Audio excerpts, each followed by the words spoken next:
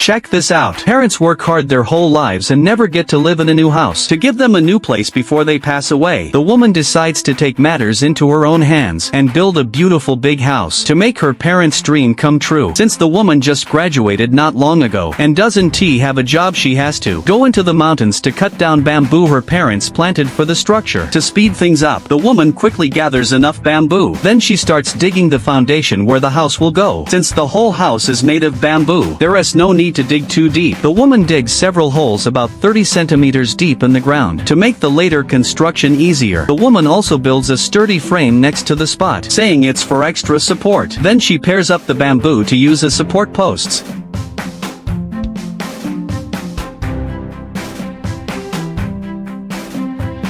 Set the posts upright, then backfill with dirt. They say dry wood lasts 1,000 years, wet wood lasts 10,000, and in between lasts only half a year. The woman's foundation is honestly kind of worrying, but since she's using local materials, the cost is basically nothing. Even if it collapses later, rebuilding one cost much money, so the woman doesn't have to worry about that half-year problem. But considering the area is pretty humid all year round, if the floor sits right on the ground, moisture would be a big issue. This place is basically a humidity magnet. Her parents look at it from a distance and are not impressed. No matter how nicely it's built, it won't matter. So she needs to raise the floor, get it off the ground. The woman has great skills. It doesn't take long for her to install the floor beams on the posts, and on top of those beams she needs to lay down dense bamboo to add strength.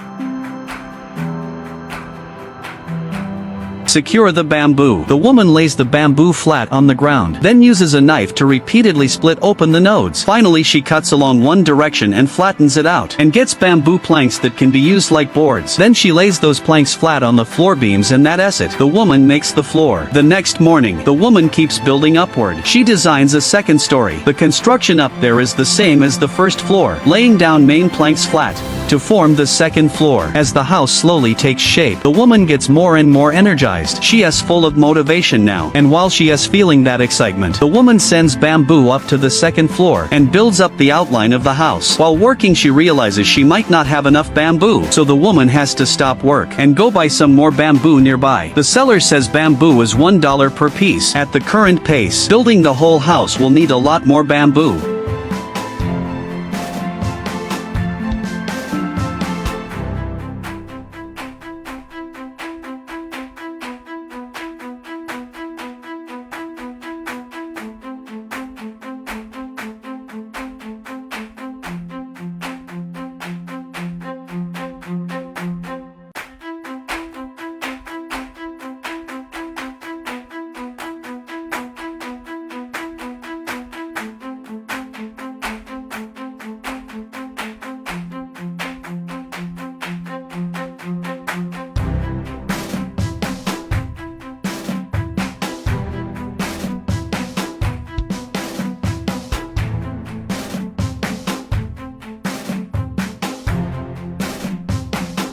Once the new batch of bamboo arrives, the woman goes back to the site and continues building. Now she needs to build upward the outline of the house to finish the place. The woman works fast. Using a few bamboo poles, she makes the roof frame. Then she keeps laying bamboo poles on the roof, and she plans to build the roof in a special way. Split the bamboo in half, then remove the nodes, and use them to cover the roof. Join the bamboo halves facing opposite directions, one piece nested into the next, until the whole roof is covered. A roof built this special way won't leak even during a heavy rainstorm, and honestly the finished look is pretty nice.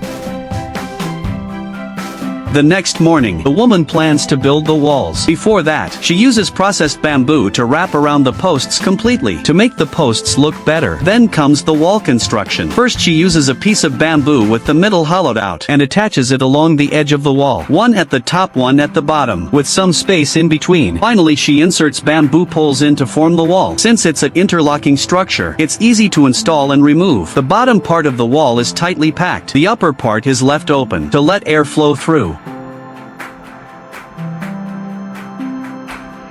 On the front of the second floor, the woman makes a unique wall design. She arranges bamboo poles into various nice patterns, bringing the ordinary house to life.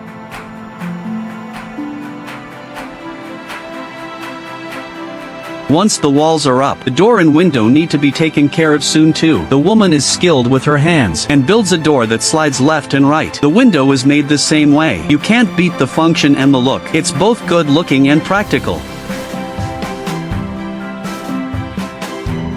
Now she is decorating the second floor hallway. For safety reasons, the edges all need railings all the way to the stair opening. At this point, the second floor is done. Now she can go back to ground level and work on the first floor, using the same method as the second floor, weaving bamboo poles back and forth to make different patterns on the walls. The woman thinks it over and decides to leave the first floor as extra space and use the second floor for living.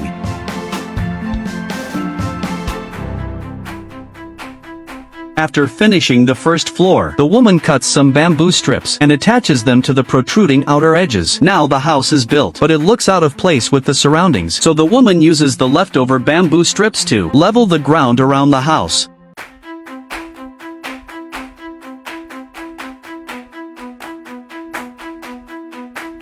Half a day passes. The ground around the house is leveled, so when she comes and goes she 1 trip. And on the side of the house, the woman uses leftover bamboo to build a small kitchen. All in all, it took nearly 2 months. The woman finally finishes building the house. Now she can find a time to bring her parents over. I'm sure when her parents see the new home their daughter carefully prepared for them, they will be really touched. The gift may not be very expensive, but it's full of the daughter's deep love for her parents.